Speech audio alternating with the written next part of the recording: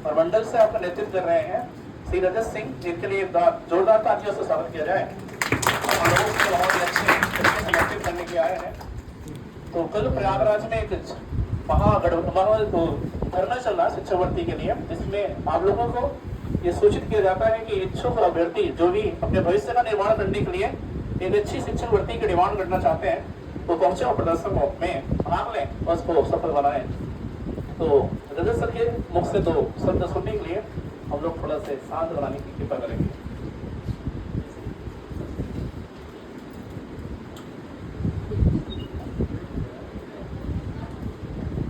धन्यवाद सर आपका।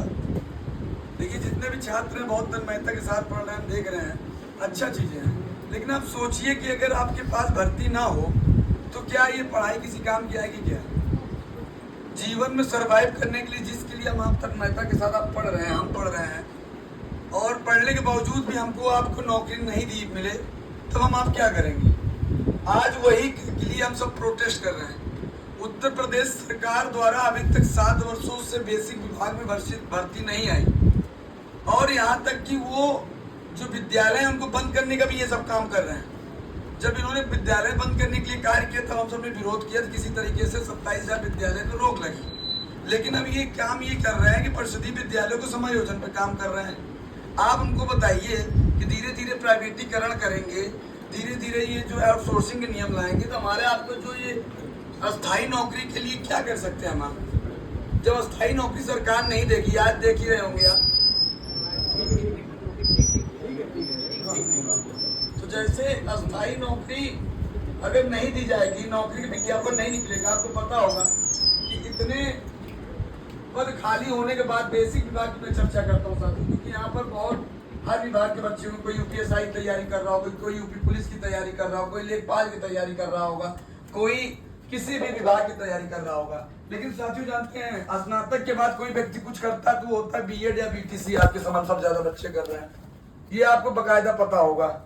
छात्र या तो बीएड या बीटीसी कर रहे हैं, लेकिन आपको पता होना चाहिए कि बीएड बीटीसी करने के बाद छात्र अध्यापक बनने के लिए तो करता है, लेकिन ये भर्तियां लाखों पद रिक्त है बेसिक विभाग में। 1,81,276 पद बेसिक विभाग में खाली है, लेकिन सरकार इन आंकड़ों को छिपा रही है।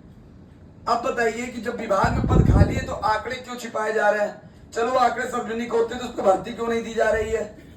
आप बताइए, आपके बगल में परिषदीय विद्यालय होगा, जैसे कि मैं बोलता हूँ कि प्राथमिक विद्यालय, उसमें जब बच्चे आप देखते हो कि टीचर बहुत कम है।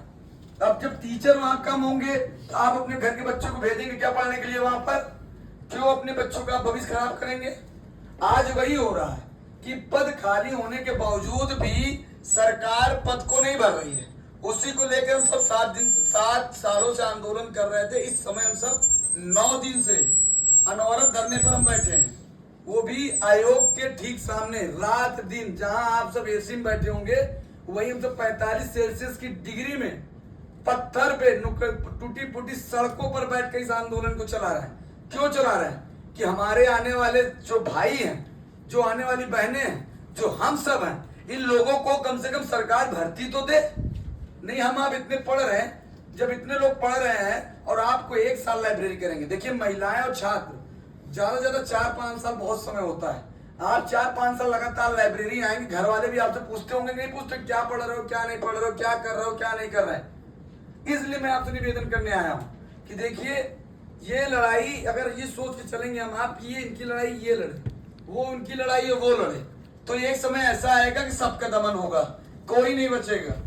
आज आपने देखा होगा कि जैसे इन्होंने आर्मी में अग्निवीर बना दिया, काफी विरोध प्रदर्शन हुआ। अब बताइए, मैं बताना चाहता हूं, जो देश के पगडंडियों से निकला हुआ बेरोजगार युवा, जिसकी तमन्ना होती थी कि हम भैया फौज में जाएंगे, अब वहां पर अग्निवीर बना दिया। 4 साल तो उसका 5 साल तो समय खत्म, जो पढ़ने का समय है। उसके बाद वो क्या करेगा? रिटायरमेंट नहीं लेगा पापा से पहले, तो बच्चे रिटायरमेंट होगा के घर पर बैठ जाएगा। क्या मतलब है? ये नियम इसलिए धीरे धीरे छेड़छाड़ कर रहे हैं नौकरियों में, क्योंकि कहीं ना कहीं हमारी आपकी गलती है। क्योंकि युवा अब सोशल मीडिया पर अपनी आवाज रखता है, बात रखता है। कोई चीजें जमीन पे नहीं चाहता, वो उसको लगता है कि बस जो चीजें हो सोशल मीडिया पे हो। खाना मंगाना है जोमेटो मंगा लेंगे, कपड़ा खरीदना है फ्लिपकार्ट पे ले लेंगे, पढ़ना है तो ऑनलाइन पढ़ लेंगे। आज क्या हो रहा है? सारी चीजें यही हो रही है हमारे साथ। सरकार धीरे धीरे नियम में बदलाव ला रही है। क्या कभी सोचा था क्या कि आप आउटसोर्सिंग भर्तियां आएंगी?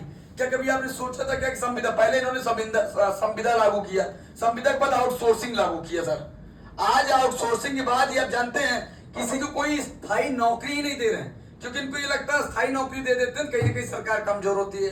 क्यों नहीं भाई, आप सब अपना एक बार विधायक बन जाते तो पेंशन तो पूरी जिंदगी खाते हो, और छात्र अगर नौकरी स्थायी ले रहा है तो आपको दिक्कत हो रही है, वो पेंशन ले रहा है तो आपको दिक्कत हो रही है। इसीलिए मैं आपसे कहना चाहता हूँ सभी को इस मूवमेंट पे जोड़ने के लिए मैं निमंत्रण देना है। मैं नहीं चाहता कि आप सब अलग बटे, मैं अलग बटूं, वो अलग बटे, सब लोग भाई हैं। आज हम आप एक दूसरे का सहयोग नहीं करेंगे तो ये जान के चलिए कि आज मेरा घर गिरेगा तो कल आपका भी घर गिरना तय है। इसलिए मैं निवेदन करने आया हूं कि कल महाधरना प्रयागराज में शिक्षा सेवा चयन आयोग में है, आप आइए, इस आंदोलन में सहभागिता करिए। मैं इसलिए खोल के बोलना चाहता हूं कि ये समय इसलिए जरूरत है, आपको पता होगा कि आज ये मुद्दा बहुत व्यापक उठता जा रहा है, कहीं ना कहीं सरकार कटघरे में है, क्योंकि ये पीएबी की जो रिपोर्ट, बेसिक विभाग और जितने आला अधिकारी बोलते हैं पद खाली नहीं है, जबकि बेसिक विभाग से लेकर हर विभागों में पद खाली है। सरकार जानती है। आज तो आजकल आपको आरटीआई डालेंगे, आरटीआई में आपको रिक्त पद का डाटा नहीं देंगे, कोई सूचना आप मांगेंगे सूचना नहीं देंगे, क्योंकि आपको इससे छुपाया जाता है कि आप आरटीआई के थ्रू जब कोई जानकारी ले लेते हैं तो आपके पास एक प्रूफ हो जाता है उसकी लड़ाई लड़ने के लिए। जिस पत्रकार ने ये चीज पीएबी की रिपोर्ट को छापा, उसको उसके ऊपर भी नोटिस दे दी प्रशासन ने। तो भाई ये कहीं ना कहीं हमारे आपके साथ गलत हो रहा है, हमारी आपकी बातों को छिपाया जा रहा है। तो मैं इसलिए निवेदन करने आया हूं कि आप पढ़िए, जितना आप पढ़िए उतना आप लड़ने के लिए काबिलियत रखिए।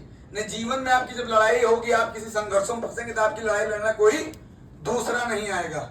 और मैं खास करके कहना चाहता हूं कि जितने मेरे भाई हैं, वो चाहे पुलिस के हो, किसी भी विभाग के, आम जनमानस के हो, चाहे जिस प्रतियोगी छात्र हैं, भाई इस मूवमेंट में साथ दें। आपके हर घर में बीएड बीटीसी का लड़का होगा, हर घर में आपकी बहन बेटी बीएड बीटीसी होगी, भाई एमए के लड़के होंगे, लड़कियां होंगी। जाना तो उनको मास्टर ही बनना है। एक मध्यम वर्गीय परिवार का बच्चा केवल बीएड बीटीसी एमए करता, उसको लगता है कि देश के निर्माणकर्ता के रूप में वो अध्यापक बन के जीवन का उद्धार और देश का उद्धार करेगा। लेकिन आज कहीं ना कहीं हमारे हकों को छीना जा रहा है, हम सबको नौकरियां नहीं दी जा रही है। इसीलिए जो बेरोजगार युवा है आज दर दर की ठोकर खा रहा है। हम सब क्यों दर दर की ठोकर खा रहे हैं? जैसे हम आवाज उठा रहे हैं हमारे ऊपर मुकदमा कर दे रहे हैं। मैं तो अध्यापक बनने आया था, अब अध्यापक बनने के बाद आपके ऊपर लगातार मुकदमे करा दिए जाएंगे तो आप क्या करेंगे?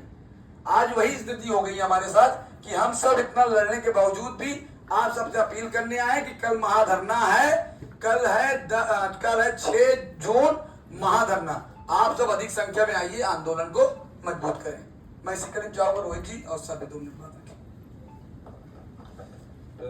मैं रोहित तिवारी आप सबके बीच में पहली बात आप सभी को ये कहना चाहता हूँ कि अगर आज हम सोते रहेंगे तो हमारी आने वाली पीढ़ियां कभी उठ नहीं पाएंगी। अगर अब हम नहीं उठेंगे तो ये सरकार जो है ये अपने रुतबे में, अपने हिटलरशाही में इतना मस्त हो चुकी है कि छात्रों को रोजगार ही नहीं देना चाहती है। बस उसको मतलब है कि हमारे विधायकों को पेंशन मिलती रहे और हम लग्जरी गाड़ियों से चलते रहें, और जो ये जनता है ये भिखारी